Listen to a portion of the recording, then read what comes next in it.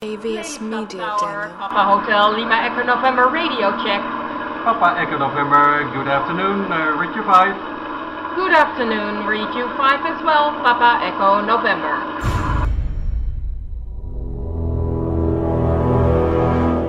The X-Zone radio and TV show is largely an opinion talk show. All opinions, comments, or statements of fact expressed by Rob McConnell's guests are strictly their own and are not to be construed as those of the X-Zone radio and TV show or in any manner endorsed by Rob McConnell, Relmar McConnell Media Company, Talkstar Radio Network, its affiliated stations, or employees.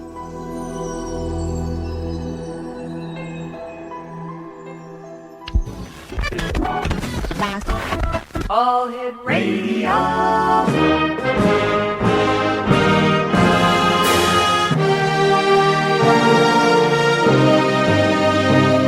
Welcome to the X Zone, a place where fact is fiction and fiction is reality. Now, here's your host, Rob McConnell.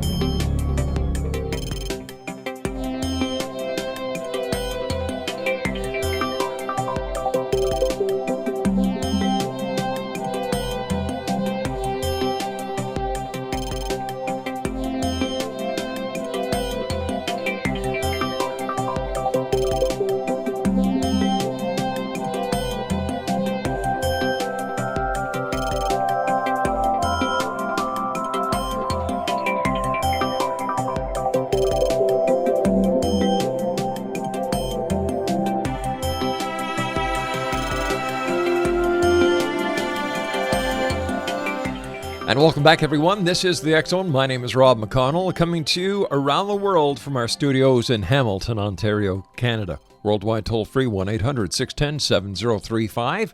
Email xzone@xzoneradiotv.com. My guest this hour is Gregory Jantz. And Dr. Jantz is going to be talking to me about a topic that is forefront in the news. Is repeated violence at schools making kids more anxious? Well, as you all remember, the Sandy Hook Elementary School was followed by rumors, lockdowns, beefed up security, and rampant uncertainty within schools across the United States and Canada, for that matter. Today, Alabama police are trying to free a child kidnapped from a school bus by a gunman. They were able to free the child, but unfortunately, the person who had kidnapped the child and killed the bus driver was taken out or taken down or put out of his misery by law enforcement officials during the rescue. The child is safe and sound in a hospital right now. And this is a quote from Dr. Jantz. It can afford even the most mentally and emotionally healthy students. And, of course, Dr. Jantz is a psychologist and the author of When Your Teenager Becomes the Stranger in Your House. His website is www.aplaceofhope.com. And Dr. Jantz, first of all, welcome to the X-Zone. And why are we seeing more and more violence? And how does this affect the children who are not only part of the violence in the school, but who see it on television and read about it in the newspapers? You know, it's a great question. What we're seeing is high anxiety among kids. Mm-hmm. And, there's younger kids exhibit this in certain ways, older kids in different ways. But this is so important we're talking about this because it's very real right now for many, many kids. That's right. Is this something new that we're seeing with children, the anxiety, or has it been caused by other factors in the past that aren't that media-worthy? Well, one of the things that's happened is we're seeing more and more shootings and mass shootings, mm-hmm. And what we're finding is it's almost as though we're treating this, as tragic to say, but as though this is a normal part of our society. There's a part of this that's almost been normalized.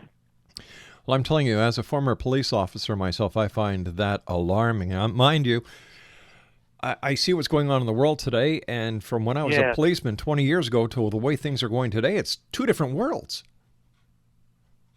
It is two different worlds. And one of the things that's happening is we've got about 10% of our teenagers that really fall into a category of what we'll call clinical depression. Mm-hmm.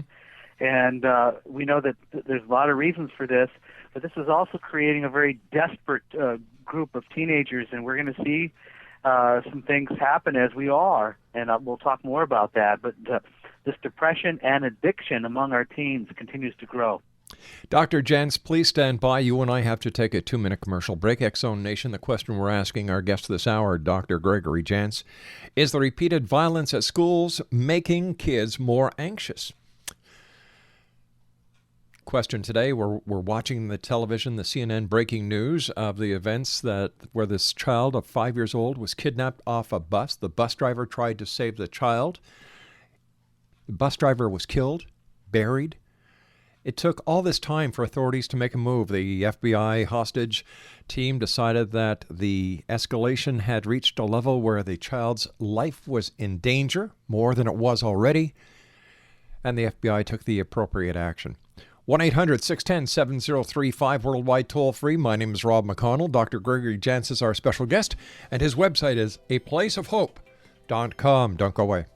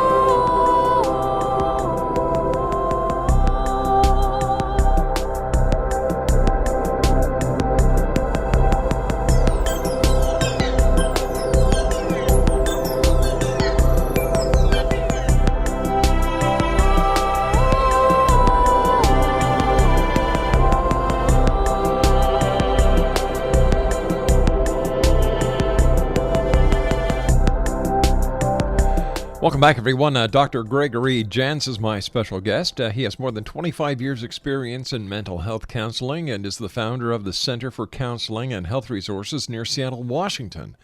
The center is a place for hope, provides comprehensive, coordinated care from a treatment team that addresses medical, physical, psychological, emotional, nutritional, fitness, and spiritual factors involved in recovery. He is the best-selling author of more than 20 books on the topics from depression to eating disorders. His website is www.aplaceofhope.com. Are you seeing younger and younger people these days, doctor, compared to, let's say, 10, 15 years ago? You know, we are. It's not unusual to see kids 11, 12, 13 years old who, if not depressed, they've already begun some addiction issues. So, yes, this is something that is increasing in our work, and we work with situations and families around the country. In your opinion, sir, what is the number one factor that's contributing to this? Well, we know right now the average age to exposure to pornography on the internet is about age 11.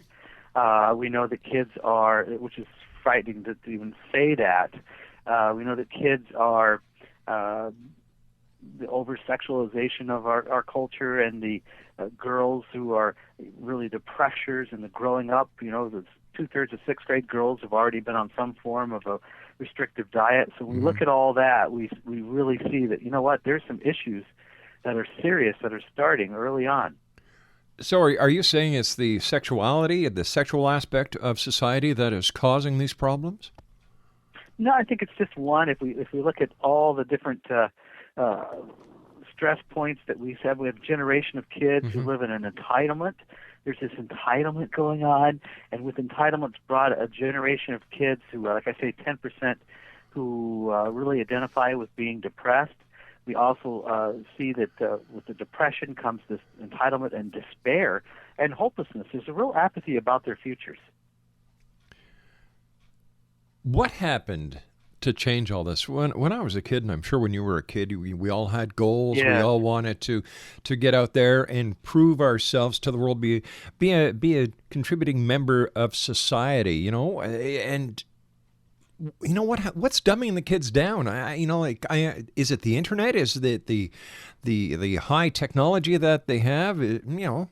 There's got to be something that that hit the off switch?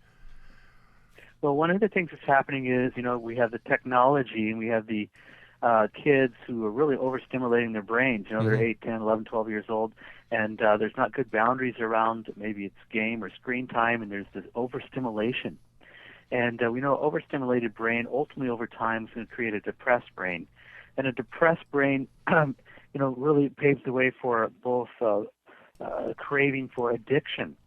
And so we're seeing that, some of the research has shown us this overstimulation of the brain early on obviously is not good. What are some of the signs that a child has problems or what might the child do that would be a red flag to parents?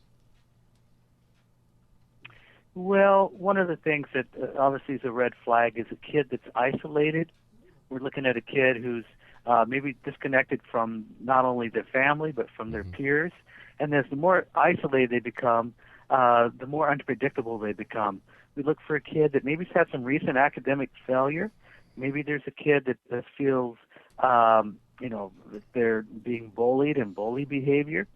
The number one predictor that we're finding of future potential violence with our kids is a sense that they've been persecuted, a sense that they in some way have been wronged. Many of these situations we've been dealing with and the shootings and teens, you see a teenager that feels that they've been persecuted. When I was at school, and I'm sure when you were at school as well, there were always those bullies. But I often wonder, Doctor, if it's mom and dad that are causing a lot of this persecution, not by treating the child in a negative way as such, but, by either not being able to give their child what Tom, Dick, and Harry have at school, or giving the child everything that the others don't have. Yes.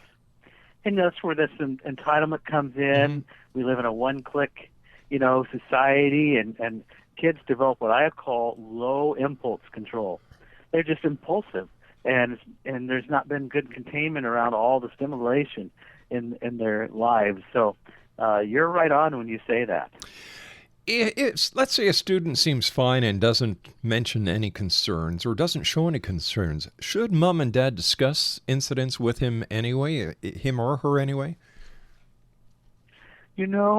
I think we want to be careful. We want to be very age appropriate for this.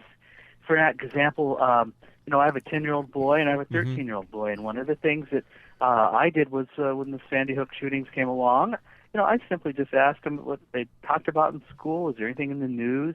So we always, with the younger ones, want to start with a basis of knowledge where they're at. We want to be very careful we're not overwhelming them with too much information or too much media. And, like my son said, he said, well, I heard there were shootings and some kids got hurt, but I don't really understand it. And so really to again, take where they're at with this. And then, of course, they're going to have questions. Allow them to have questions. And it's so important, again, in dealing with this anxiety among our kids right now. And yet it's so hard to control the amount of access the kids have to the media these days with the iPhones, the iPads, the desktop computers, the laptop computers. It's a technological age, and information is instantaneous. Yeah. And you know what? They always, there's always a next new app that comes along, and they know it before we do. Are our children getting too old too fast? I think they're growing up too fast, and the whole idea of kids and play, and I'm concerned about just even the lack of physical activity that we're seeing. So yes. It's certainly showing on the size of the kids these days. Isn't it, though? Oh, even the households are changing. Mom and dad don't sit down anymore and have dinner with the kids, and when they do go out to the restaurant, everybody's got their iPad out, they're texting their friends, so... Yeah. Should society take a look at what is happening with all the technological innovations and say, hey, listen, there's a major problem here, and if we don't stop it now, or if we don't address the problem now, 5 years, 10 years down the road, we're going to have mega problems. I think it's so important that we look at that, and I'm so glad that you've mentioned that, because we need to be talking about this now. Sure. We need to be able to address this with our kids and keep these open discussion. What are some of the signs, doctor, that a child has problems and the child should be brought to a mental health practitioner? Well, I mentioned isolation earlier, academic failure, a younger kid that has physical complaints that don't seem to go away, a headache, a stomach ache. They can't sleep. Sleep always is an important one to look at. There's the kids that may be struggling as well with nightmares. And so these are things that we've just got to be looking at. Absolutely. Seems I wouldn't want to be a kid these days. Well, I think there is more challenges, yes. The biggest challenge back when I was a youth was who we were going to take to the Friday night dance. Yep. And I talked to parents about the cell phone phenomenon, and there are kids out there at 7, 8 years of age who have cell phones. And I said, does your child really need a cell phone? Well, I need to be in contact with him. Why? Right. You see, if I had my way, I would put a damping unit throughout all the schools that there wouldn't be Wi-Fi accessibility or outside accessibility using the electronic gadgets. Yeah. And here's what's happening. That's part of that overstimulation of the brain, because really a cell phone is really a smartphone, which is really a computer. Yep. And without what we're giving a child. Will it help reassure children if we become more protective of them, or how do we gauge the amount of protection that a child should get in today's society? Well, this one's difficult. I don't like overexposure to media. I don't personally, and I'm just giving my Dr. Jantz I don't like list. I'll go with that. I don't like the first-person shooter games. Oh, neither do I. And what we're allowing, I think we need to step back. I've had to evaluate what we're allowing in our home and the images, and we've had some discussions around this, and we keep it an open topic. It's so important we continue to talk about these things. And by the way, when tragedy and shootings occur, kids will experience no matter the age, this is on some level because it's gone in their mind. I think it's important that we just are aware. The younger kids are going to internalize more, and maybe the words that the older kids are using and acting out. Let's be really aware of that. You said that one of the signs that there may be a problem was isolation. And in today's world, with all the Wi-Fi access that kids have for their smartphones, how do we know if a child is actually isolating themselves or if they're not using their technology to communicate with the outside world? And is there a difference? One of the things that's happening is, I'm going to say with this overstimulation, things get really cloudy for our kids. And, I'm concerned with them not making good decisions and being impulsive. So sometimes I think kids get mislabeled as attention deficit issues when it's really something else going on. Dr. Jantz, please stand by. You and I have to take our news break at the bottom of the hour. Exo Nation, my special guest this hour is Dr. Gregory Jantz. His website is www.aplaceofhope.com. And Dr. Jantz is the author of a new book that's out called When Your Teenager Becomes the Stranger in Your House. Once again, his website, www.aplaceofhope.com. My name is Rob McConnell, and this is The X Zone, a place where people dare to believe and dare to be heard. And the good doctor and I will return on the other side of this commercial break with the news right here in the X Zone on the Talkstar Radio Network, X Zone Broadcast Network, UK High Definition Radio, Euro High Definition Radio, Star Cable, and our worldwide family of broadcast affiliates. Don't go away.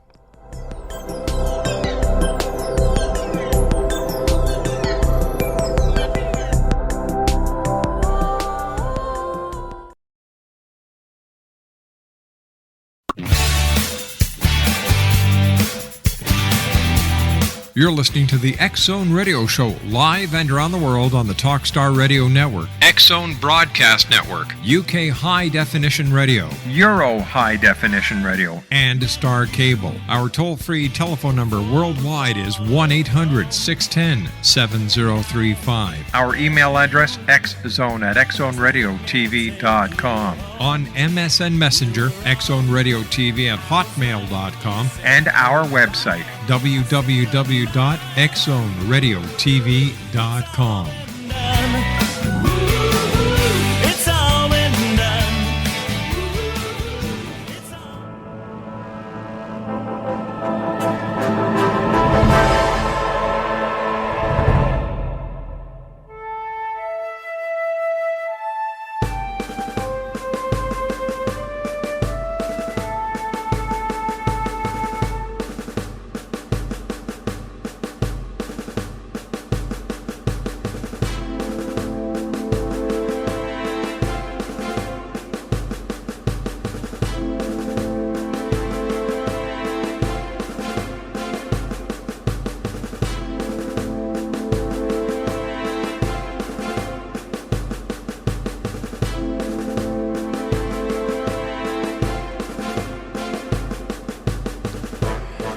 Welcome back, everyone. Dr. Gregory Jantz is my special guest. He's the author of When Your Teenager Becomes the Stranger in Your House, www.aplaceofhope.com.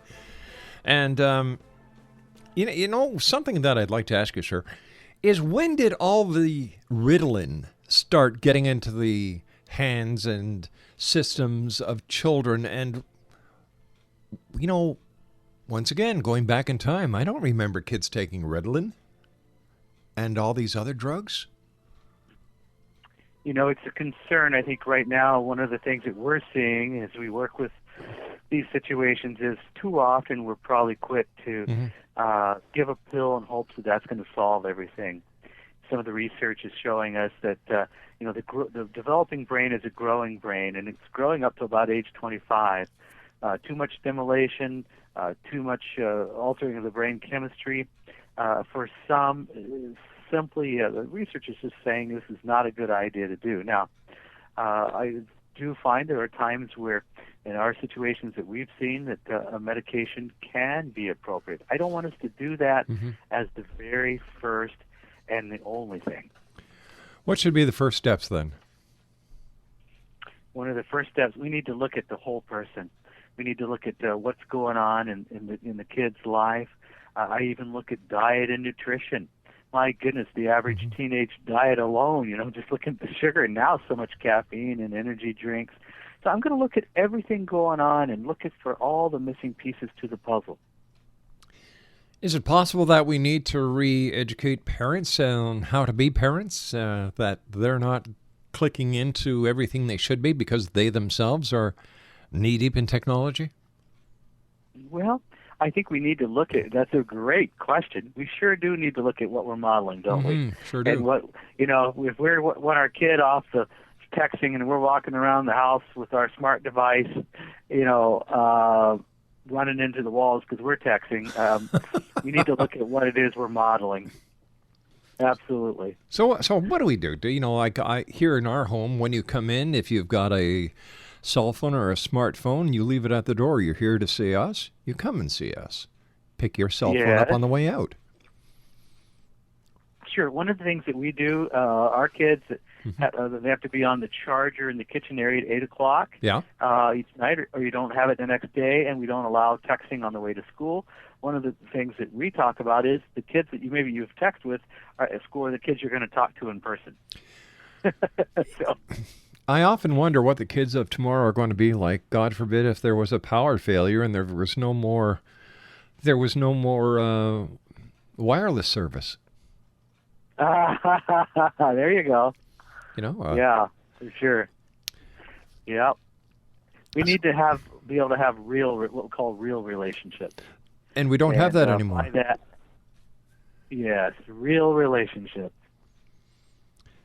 It's funny because even on holidays, the family unit isn't the way it used to be. It's not a matter of going to see the family and spending time with the family. It's let's see what I can get for Christmas or my birthday, and, you know, thanks very much. In fact, don't give me any money. Don't give me a gift. Just give me a card to Best Buy. that's tragic. I hear what you're saying. Yeah. Do you think that there's a problem, or that a possible part of the problem is within the school structure itself, and that there isn't I'm watching how I phrase this.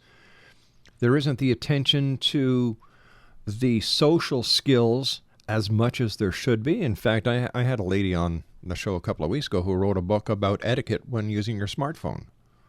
Yes. Well, I think this low impulse control situation where you're just being impulsive, and the kid may not even realize, or adult even, the average adult checks their device how many times in a day? Yeah. It's over 60 now. Wow. Unreal. So we don't even realize that's what we're doing. That is unreal. 60 times. Yeah. That's just the average. Do you recommend parents go out and get their children these smartphones? Do parents, is it for the child or is it for the parent that the line of communication must be maintained? And is it possible, sir, that the smartphone is an extension of the umbilical cord to the parent? It could be. Well, we know that we don't give a kid anything without having appropriate boundaries around it, and what the rules are, and that you have the passwords to anything. We approach it. This is on loan, and you can earn it. It's something that is respected, and at any time we can check and see what's going on. There are not secrets. I applaud that. I really do, sir. Let's talk a moment, if we could, Doctor, about bullying. A big topic in school. It's as big a topic as the school shootings themselves. What can a parent do if they believe their child is being bullied? And what can a child do if they are the target of a bully? Well, one of the things, of course, bully runs on fear. And I mentioned that so often a kid that doesn't do anything really ends up feeling persecuted. And that persecution means that they feel as though ultimately they've got to get revenge. They have to do something. And this is frightening in that many of the kids who act out with great violence have felt persecuted. So this is telling us that we've got to deal with a kid that feels bullied. A lot of times, with the whole thing of telling and must be dealt with is so important. But remember, kids may not tell because of fear. This is where we've got to be just alert to the signs and the symptoms and to what's going on so that we can really have a better understanding of, if you see a kid and your kid's isolated, they're afraid to go to school, and they're saying things, we need to listen to that, about what potentially is underneath that. What would a parent do if they found out their child is the bully? How should a parent approach this problem? Well, I think one of the things that we need to really give them assurance, we need to be there physically. They need a lot of physical assurance, and they need to see us take the lead. This may be taking the lead in the school place. We need to also find out those places physically where, in the school, where are they been the most vulnerable, and really to understand that bullying comes in various forms. Emotional abuse could be a form of bully behavior. The kid that's emotionally ridiculed. It doesn't have to be physical behavior. So that's what's so important for us to understand. There's a lot of bullying being done on the social media systems, Facebook, MySpace, Twitter. They're all being used as a conveyance to electronically bully a child. Where does the line get drawn? Yes. Pardon? You're so right. And this is why, for example, we don't allow texting on the way to school. Kids will say and do things on a text that they won't do in person. We are always braver and bolder online than what we would be in person. So we need to keep that in mind. It seems that family values are not as strong as they used to be. The family unit itself is not as strong as it used to be. Children are being left to the care and control of technology instead of mom or dad or a babysitter or another sibling. Right. We've talked about the iPhones. We've talked about the video games, and I agree with you, sir. They should be taken off the shelves. And when the kids are being inundated with violence, you get points for being violent. It's as though it's rewarded. You're right.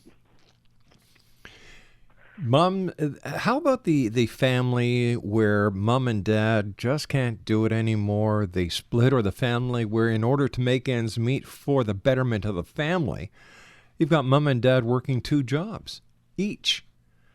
How does this affect a child? Yeah.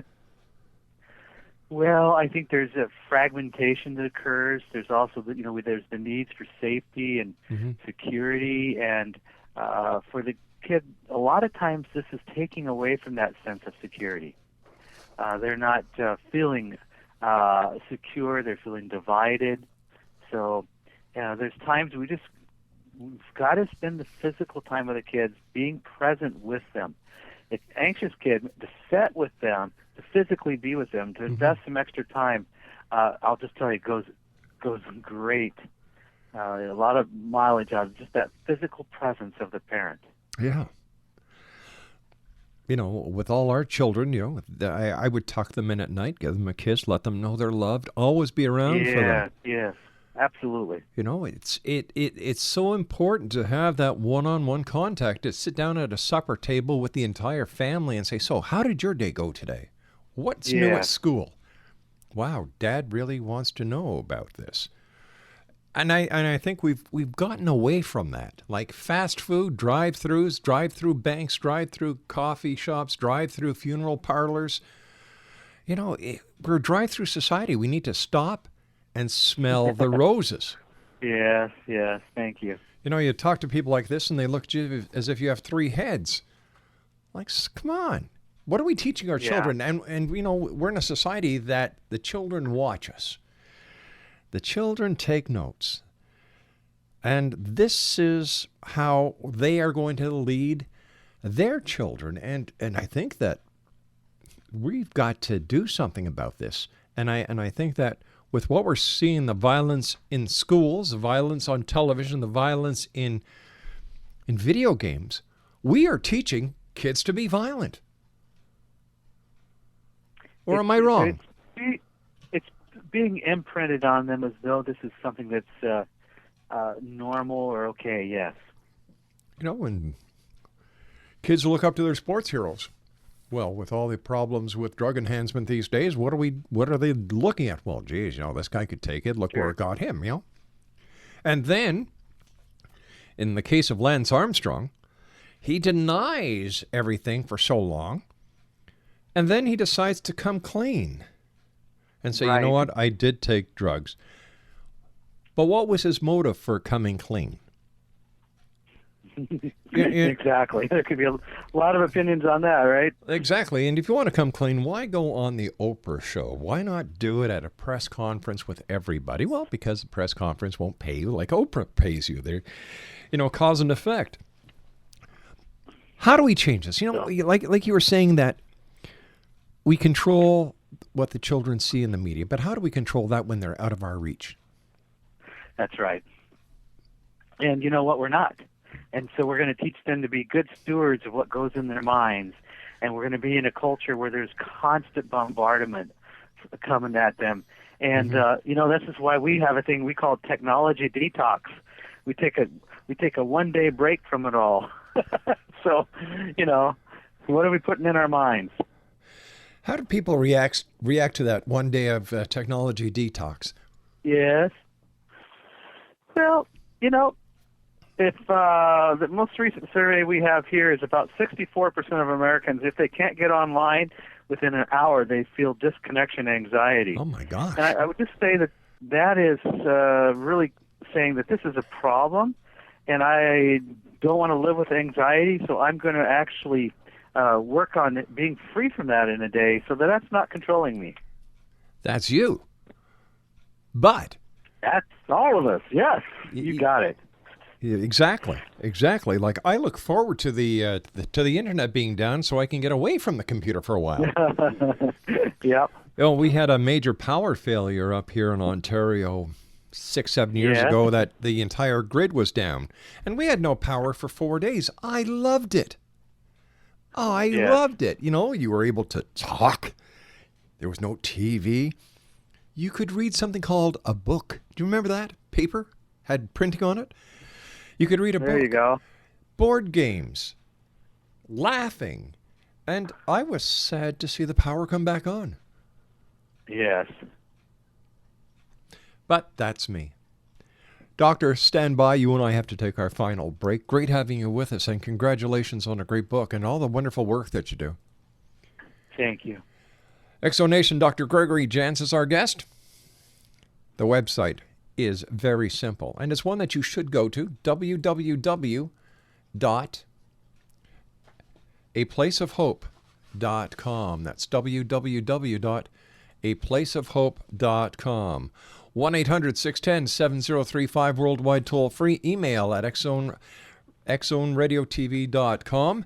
And I'm always looking forward to your emails. You can always send an email to xzone@xzoneradiotv.com. Once again, X Zone Nation, Dr. Jantz's book is entitled When Your Teenager Becomes the Stranger in Your House. Once again, www.aplaceofhope.com.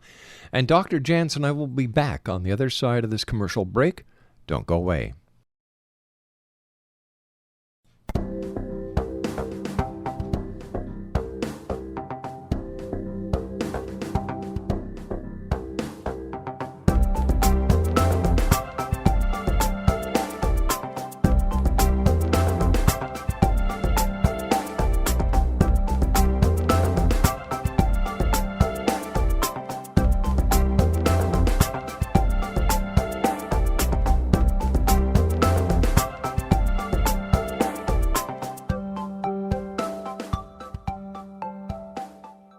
Welcome back, everyone. Dr. Gregory Jantz is my special guest. His website is www.aplaceofhope.com.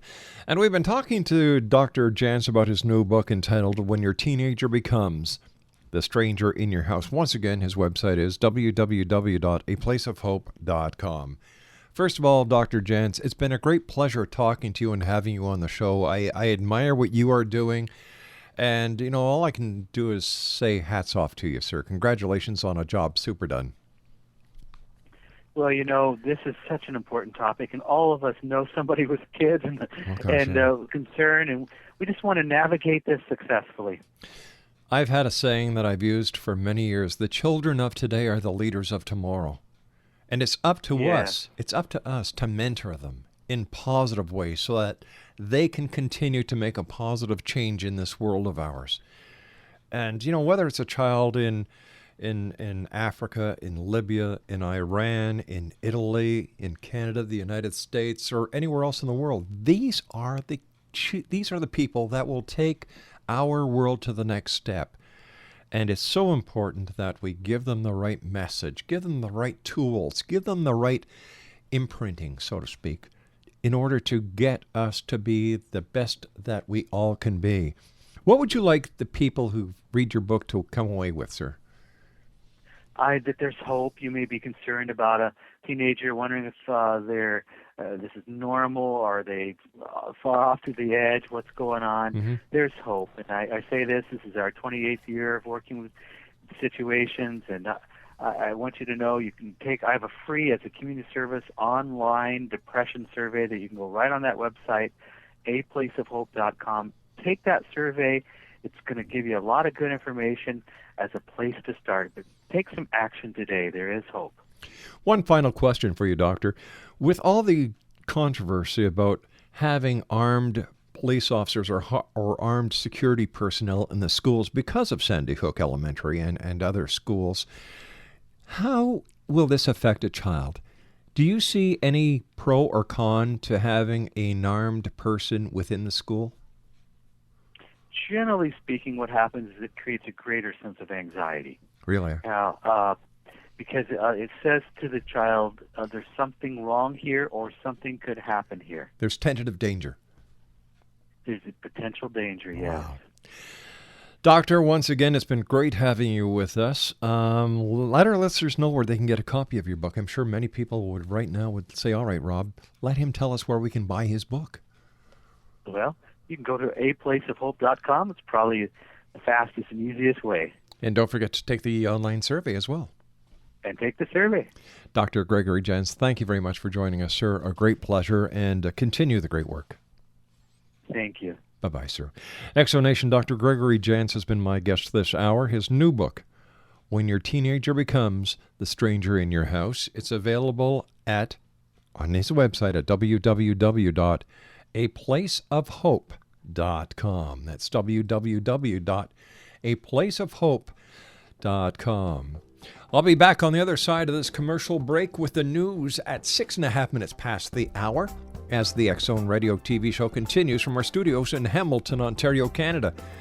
Exonation, if you'd like to get copies of the X Chronicles newspaper, our DVDs with all the music that we use here that we create ourselves here at the X-Zone, or if you'd like to get any of the books that we publish, all you have to do is go to www.amazon.com and in the search engine put REL-MAR, Relmar. It's that simple. I'll be back on the other side of this break. Don't go away.